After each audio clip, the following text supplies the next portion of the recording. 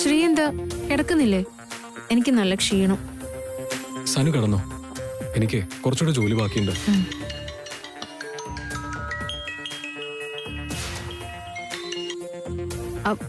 Hi വീണ. റോഷനിയും ഷെറിനെയൊക്കെ ഞാൻ എത്ര പ്രാവശ്യം വിളിച്ചു, ആരും ഫോൺ എടുത്തില്ല. അവർക്ക് എവിടെയാ? അപ്പൊ നീ കാര്യങ്ങളൊന്നും അറിഞ്ഞില്ലേ? റോഷനെ പോലീസ് അറസ്റ്റ് ചെയ്തു. നീ പറഞ്ഞത് സത്യമാണോ? ഇതെപ്പോഴാ നടന്നത്?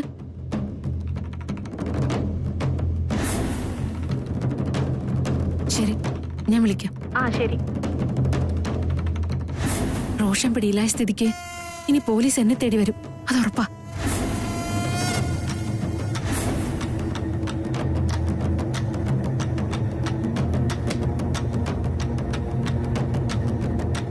എന്തുപറ്റി സനു? നീ എന്താ വല്ലാതിരിക്കുന്നേ? ആർക്കെങ്കിലും അപകടം പറ്റിയോ? ഞാൻ വൈകുന്നേരം മുതൽ ശ്രദ്ധിക്കുക. നീ ആകെ ടെൻഷനിലാണല്ലോ. എടി, എന്തെങ്കിലും ഉണ്ടെങ്കിൽ തുറന്നു പറ.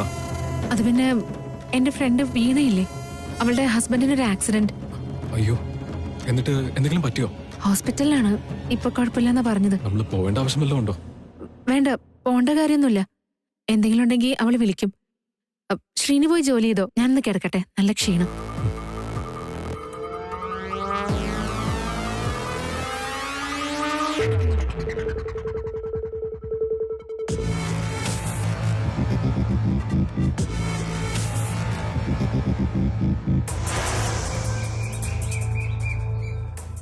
ഒരുപാട് സന്തോഷമുണ്ട് മാഡം. ആദ്യമായിട്ടാണ് ഒരു സ്പോൺസർ ഞങ്ങളെ തേടി ഇങ്ങോട്ട് വരുന്നത്. സാമ്പത്തികമായും അല്ലാതെയും ഇത്രയും വലിയൊരു സഹായ വാഗ്ദാനം ഞങ്ങളെ സംബന്ധിച്ചിടത്തോളം വലിയൊരു കാര്യമാണ്. സത്യം പറഞ്ഞ ഇതൊക്കെ ചെയ്യുന്ന ഞാനല്ല, എന്റെ ഹസ്ബൻഡ് ഗിരിധർ നമ്പ്യാറാ. അദ്ദേഹത്തിന്റെ കമ്പനിയാണ് സ്പോൺസർ. അറിയാം മാഡം. ഗിരി സാറിനെ അറിയാത്തവരെ ആരെങ്കിലും ഉണ്ടോ? അത്രയും വലിയൊരു ബിസിനസ്മാൻ അല്ലേ അദ്ദേഹം. ഇപ്പൊ ഇവിടെ എത്ര കുട്ടികളാ ഉള്ളത്? ഒരു 100 കുട്ടികൾക്ക് മുകളിലുണ്ടാവും. ഇതുപോലൊരു ചെറിയ സ്കൂളിന് താങ്ങാവുന്നതിലും അപ്പുറമുള്ള സ്ട്രെങ്ത് ആണത്. അതൊക്കെ പോകെ ശരിയാവും സർ. അല്ലെങ്കിൽ നമുക്ക് ശരിയാക്കി എടുക്കാം. എന്തായാലും ദൈവത്തിന്റെ കുഞ്ഞുങ്ങളല്ലേ അവര്. അവർക്ക് വേണ്ടി നിങ്ങൾ ചെയ്യുന്നതെല്ലാം പുണ്യപ്രവൃത്തി തന്നെയാണ്. ഭിന്നശേഷിക്കാരാണെന്ന് കരുതി ഞങ്ങൾ ആ കുട്ടികളെ ഒരിക്കലും വേർതിരിച്ചു നിർത്തിയിട്ടില്ല. അങ്ങനെ ഒരു മതിൽക്കെട്ട് സൃഷ്ടിക്കുമ്പോഴാണ് അവർക്ക് ആത്മവിശ്വാസം നഷ്ടപ്പെടുന്നത്. ഇവിടെ ഓരോ കുട്ടിയുടെ ഉള്ളിലും കത്തി നിൽക്കുന്ന എന്തെങ്കിലും ഒരു കഴിവുണ്ടായിരിക്കും.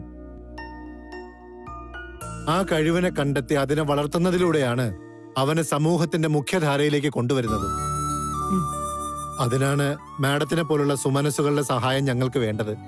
എന്താ വേണ്ടെന്ന് വെച്ചാൽ സാർ പറഞ്ഞാൽ മതി, അതിനുള്ള ഏർപ്പാടുകളെല്ലാം ചെയ്യാം. ഈ കുഞ്ഞുങ്ങളുടെ നന്മയ്ക്ക് വേണ്ടി എത്ര പണം ചെലവാക്കാനും ഞങ്ങൾ തയ്യാറാ. പണം കൊണ്ട് മാത്രം നേടിയെടുക്കാൻ പറ്റുന്നതിലും കൂടുതൽ വേറെ ചില കാര്യങ്ങൾ കൂടി ഉണ്ട് മാഡം. നിങ്ങളെപ്പോലെയുള്ള സമൂഹത്തിലെ ഉന്നതരായിട്ടുള്ള ആളുകൾ ഇവിടെ വരികയും ഞങ്ങളുടെ കുട്ടികളോടൊപ്പം ഇടപഴകുകയും ചെയ്യുമ്പോഴാണ് അതിനൊരു പൂർണ്ണത കൈവരിക്കുന്നത്. അവരോടൊത്ത് സമയം ചെലവഴിക്കാൻ ഞങ്ങൾക്ക് ഒരുപാട് സന്തോഷമുള്ളൂ സർ. അങ്ങനെയാണെങ്കിൽ മാഡം പറഞ്ഞതുപോലെ ഈ വരുന്ന വിദ്യാരംഭ ദിവസം നമുക്ക് തുടങ്ങി വയ്ക്കാം.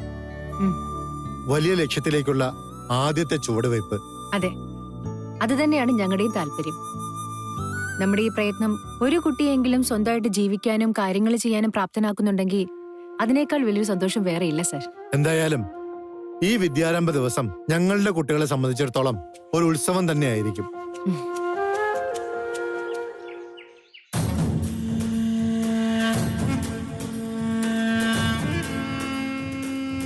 Good morning ma'am. Good morning. Good morning ma'am.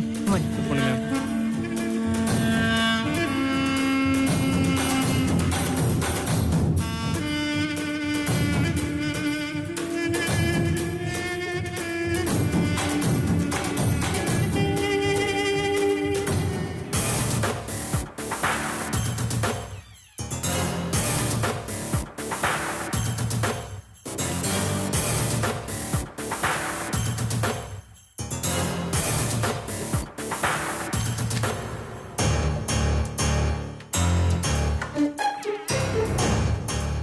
Come in, madam.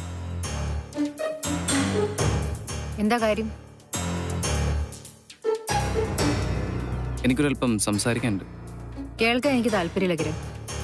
Madam please, ഒരു കുറ്റവാളിക്ക് പോലും പറയാനുള്ളത് പറയാൻ ഒരു അവസരം കിട്ടും. എന്താന്ന് വെച്ചൊന്ന് പെട്ടെന്ന് പറയണം, എനിക്ക് തിരക്കുണ്ട്. എൻ്റെ ഭാഗത്തുനിന്ന് പറ്റിപ്പോയതൊക്കെ തെറ്റ് തന്നെയാണെന്ന് എനിക്കറിയാം. എല്ലാം അറിഞ്ഞപ്പോൾ ഐശ്വര്യ എന്നെ ഒരുപാട് വഴക്ക് പറഞ്ഞു. അവളതിന് ശേഷം എന്നോട് നേരെ ചൊവ്വേ മിണ്ടിയിട്ട് പോലുമില്ല. ഇനി ഒരിക്കലും അങ്ങനൊന്നും ഉണ്ടാവില്ല. I promise madam. കഴിഞ്ഞോ? കഴിഞ്ഞെങ്കിൽ കിരണിനും പോവാം. മാഡം അറിഞ്ഞിരിക്കേണ്ട മറ്റൊരു കാര്യമുണ്ട്. തൻ്റെ ജീവിതത്തിൽ നല്ലത് മാത്രമേ സംഭവിക്കണമെന്ന് ഞാൻ ആഗ്രഹിച്ചിട്ടുള്ളൂ. അതുകൊണ്ടാണ് ഗിരിസാറുമായിട്ട് കല്യാണം ആലോചിച്ചപ്പോൾ ഞാൻ വെറുതെ അദ്ദേഹത്തെക്കുറിച്ച് കൂടുതലൊന്ന് അന്വേഷിച്ചു.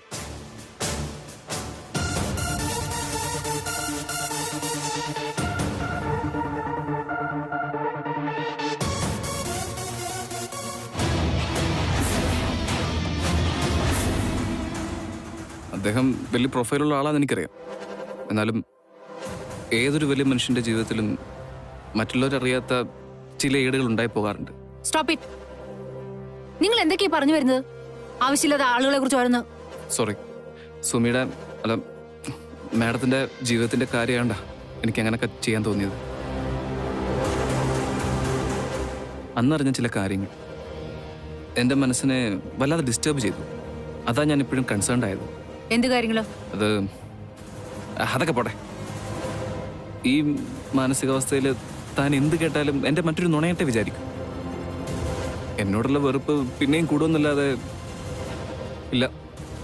ഇനി ഞാനൊന്നും ഓർക്കുകയോ പറയുകയില്ല. ഞാനിവിടെ ജോലി ചെയ്യുന്നത് പോലും തന്നെ മാനസികമായി വല്ലാതെ ബാധിക്കുന്നുണ്ടെങ്കിൽ നാളെ തന്നെ റിസൈൻ ചെയ്തു പോകാൻ ഞാൻ റെഡിയാണ്.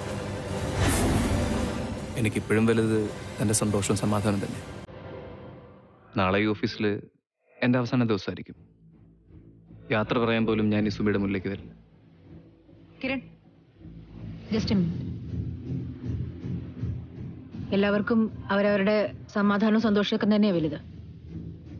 ആ തിരിച്ചറിവോടെ കിരണിന് പെരുമാറാൻ പറ്റുമെങ്കിൽ ഈ ഉള്ള ജോലി കളയാനായിട്ട് ഞാൻ ആവശ്യപ്പെടില്ല.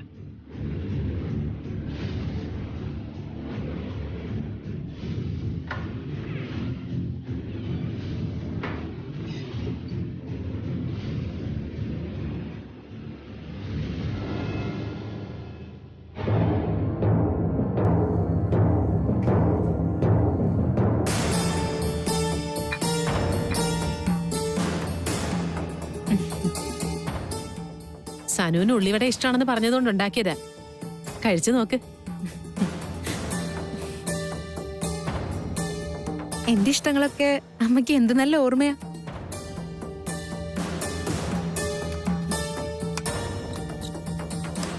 ചന്ദ്രേട്ടന് കുറച്ചുകൂടെ ചായ വേണ്ട. കുടിക്കട്ടെ?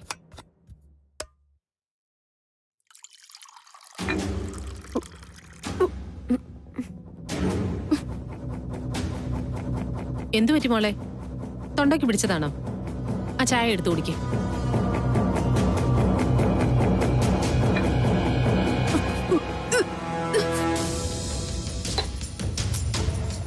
എടി നോക്കി നിൽക്കാതെ പോയിന്ന് പുറം തിരുമ്മി കൊടുക്ക.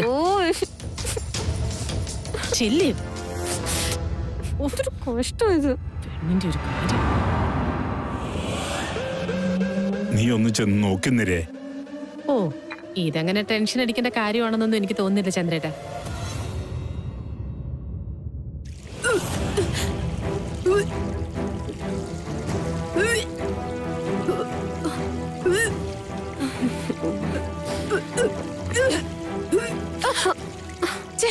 മാറ്.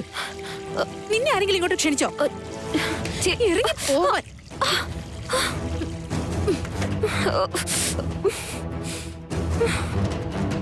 നീ പറയുന്നത് നേരാണോ? അങ്ങനെ ആയിരിക്കോ? ഒരു സംശയവും വേണ്ട, ഇതത് തന്നെയാ. ഞാനെന്തായാലും ശ്രീകുട്ടനെ വിളിച്ച് പറയാൻ പോവാ.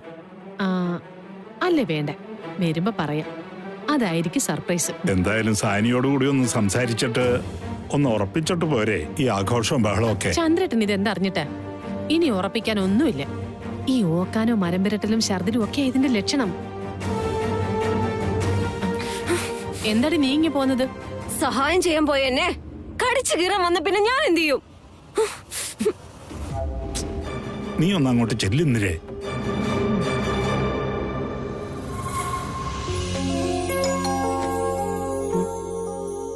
ഇതാരാണോ ഈ നേരത്ത്?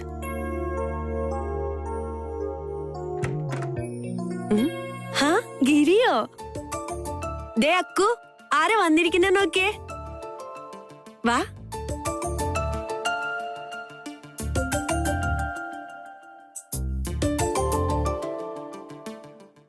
അല്ല, സുമി വന്നില്ലേ?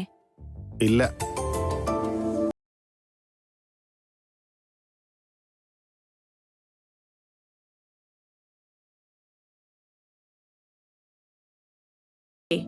അത് നോണ എന്തോ ഉണ്ട്, അതുറപ്പാ. നീ ചെന്നേ ഒരു ചായ എടുക്ക്. സ്ട്രോങ് ആയ ഒരു ചായ കുടിച്ചാ ആ ഉഷാറായിക്കോളും. ഓക്കെ.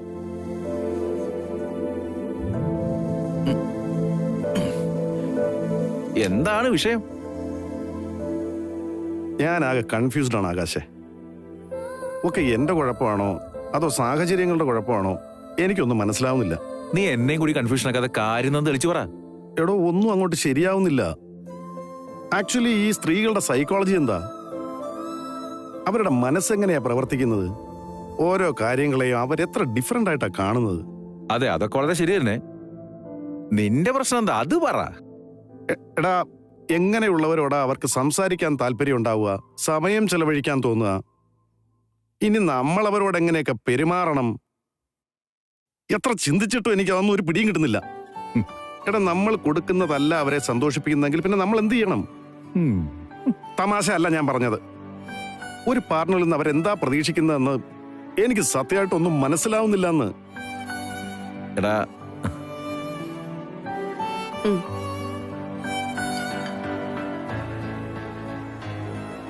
അങ്ങനെ അങ്ങ് ജനറലൈസ് ചെയ്യാതെ. ചോദിക്കുന്നത് സുമിയെ കുറിച്ചാണെങ്കിൽ അങ്ങനെ പറ. ഗിരിയിൽ നിന്നും സുമി പ്രതീക്ഷിക്കുന്നത് എന്താന്നുള്ള ചോദ്യത്തിനുള്ള ഉത്തരാണെങ്കിൽ അത് ഞാൻ തരാം.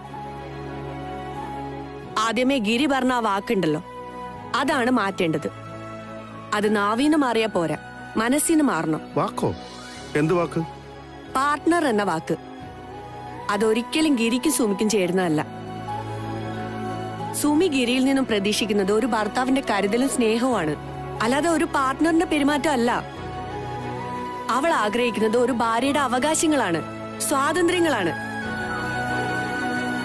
ഓ ശരി, ഇതേ ഈ കടലാസിൽ എഴുതി വെക്കുന്ന പോലെ പറയാൻ എളുപ്പമാ. പക്ഷെ പ്രാക്ടിക്കലി ഞാൻ എന്താ ചെയ്യേണ്ടത്?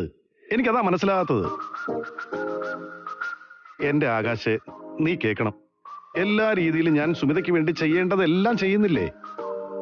നീ ചെയ്യുന്നതെല്ലാം ഒരു സുഹൃത്തിന്റെ, അല്ലെങ്കിൽ നീ പറഞ്ഞ പോലെ ഒരു പാർട്ട്ണറുടെ ഉത്തരവാദിത്തങ്ങൾ മാത്രമാണ്.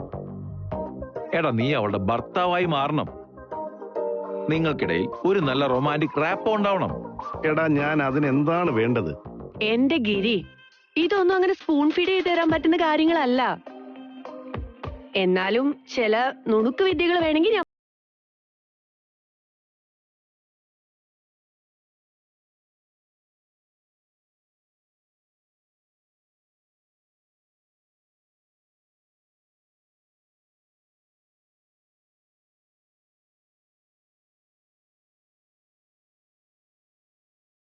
മെല്ലെ മെല്ലെ ഒന്ന് അടുത്ത് കഴിഞ്ഞിട്ട് ബാക്കി കാര്യങ്ങളൊക്കെ ശരിയാക്കിയാൽ മതി. സുമിത ആക്സിഡന്റ് പറ്റി വയ്യാതെ കിടന്നപ്പോ അവളുടെ ജീവിതത്തിലേക്ക് തിരിച്ചു കൊണ്ടുവരാൻ നീ കാണിച്ച സ്നേഹവും കരുതലൊക്കെ ഉണ്ടല്ലോ, അതാണ് ഇനി ജീവിതത്തിൽ നീ അവളോട് കാണിക്കേണ്ടത്.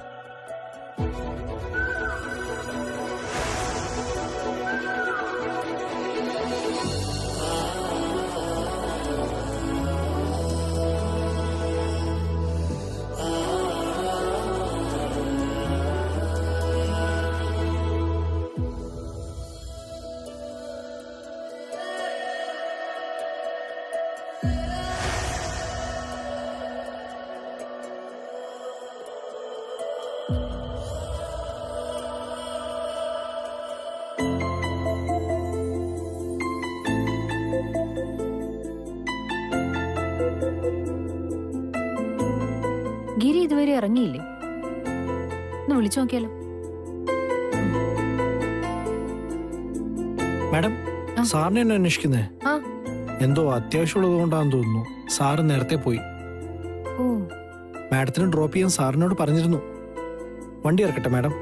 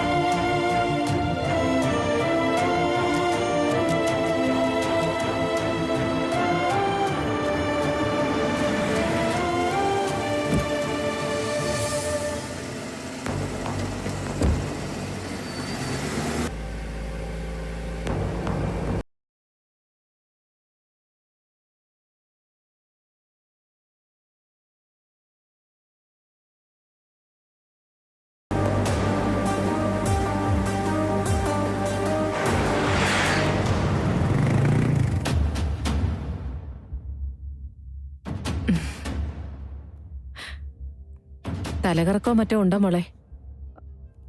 കല്യാണം കഴിഞ്ഞ പെൺകുട്ടികൾക്ക് ഇതൊക്കെ പതിവാ. വൈകിട്ട് ശ്രീകുട്ടൻ വന്നിട്ട് നിങ്ങളൊരു ചെക്കപ്പിന് പോണം. ചെക്കപ്പോ? എന്തിന്? വെറുതെ എന്തിനാ ആവശ്യമില്ലാത്തതൊക്കെ ആലോചിച്ചു കൂട്ടുന്നത്? അമ്മ ആ ഉള്ളിവട എന്തിനാ ഉണ്ടാക്കിയത്? നല്ല ശുദ്ധമായ വെളിച്ചെണ്ണയില്. എന്താ മോളെ? ആകെ ഒരു കനച്ച ചൊവ. അത് എനിക്ക് വയറ്റി പിടിക്കാഞ്ഞത്. എന്നിട്ട് ഞങ്ങൾക്കൊന്നും അങ്ങനെ തോന്നിയില്ലല്ലോ. നിങ്ങളെ പോലെ അല്ല ഞാൻ. അങ്ങനെ ഇങ്ങനെ എനിക്ക് എല്ലാം ഒന്നും ശരിയാവില്ല.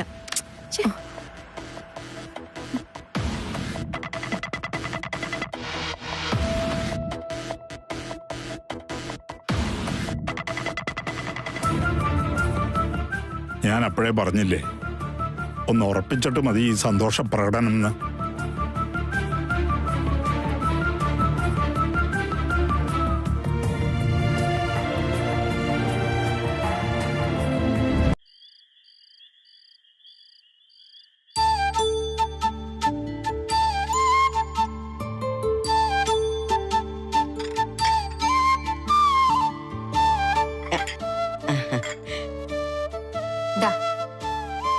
ഉപ്പും ചൂടുമൊക്കെ ഞാൻ നന്നായിട്ട് നോക്കിയിട്ടുണ്ട്. നീ നോക്കിയെങ്കിൽ പാകായിരിക്കും. ആ അച്ഛമ്മേ, വിജയദശമിയുടെ അന്നേ അച്ഛമ്മ ഞങ്ങളുടെ കൂടെ ഒരിടം വരെ വരണം. എവിടേക്ക്? അമ്മയ്ക്ക് അത്താഴം എടുക്കട്ടെ? അച്ഛമ്മ ആകെ ഒരു ഇത്തിരി ഓട്സല്ലേ കഴിക്കുള്ളൂ. അതുകൊണ്ട് ഞാനത് റൂമിലേക്ക് കൊണ്ടുപോയി. നന്നായി മോളെ. അല്ല, എവിടെ പോന്ന കാര്യ നീ പറ. ഏതമ്പലത്തിലാ? അതെ, അമ്പലത്തിലേക്കൊന്നും അല്ല പോകുന്നത്. കുറെ സ്പെഷ്യൽ മിടുക്കന്മാരും മിടുക്കികളും പഠിക്കുന്ന സ്കൂളിലേക്കാ. ആ ദിവസം അവർക്ക് കുറെ സമ്മാനങ്ങളുമായിട്ട് ഞാനും ഗിരി അങ്ങോട്ട് പോകുന്നുണ്ട്. ഓഹോ, ഇവളിനി സാമൂഹ്യ സേവനം നടത്തിയ ആളാവാനുള്ള ശ്രമമാണോ? വളരെ നല്ല കാര്യം മോളെ. അതിന്റെ പുണ്യം നിനക്ക് എന്തായാലും ഉണ്ടാകും. ശരിയാ, വലിയ മനസ്സാ സുമിതയുടെ ഇത്. പക്ഷെ മോളെ, ഈ വയ്യാത്ത മുട്ടും വെച്ചിട്ട് ഞാൻ വരുന്നില്ല. നിങ്ങൾ രണ്ടാളും പോയാ മതി. അച്ഛമ്മയുടെ അനുഗ്രഹം നിങ്ങൾക്ക് എപ്പോഴും ഉണ്ടാകും. ആ ഗിരി, നീ എന്താ ഇന്ന് ലേറ്റ് ആയത്? ഓഫീസിൽ കുറച്ച് കാര്യങ്ങളുണ്ടായിരുന്നമ്മേ. വിജയദശമിയുടെ അന്ന് നിങ്ങൾ ചെയ്യാൻ പോകുന്ന കാര്യത്തെക്കുറിച്ച് പറയായിരുന്നു.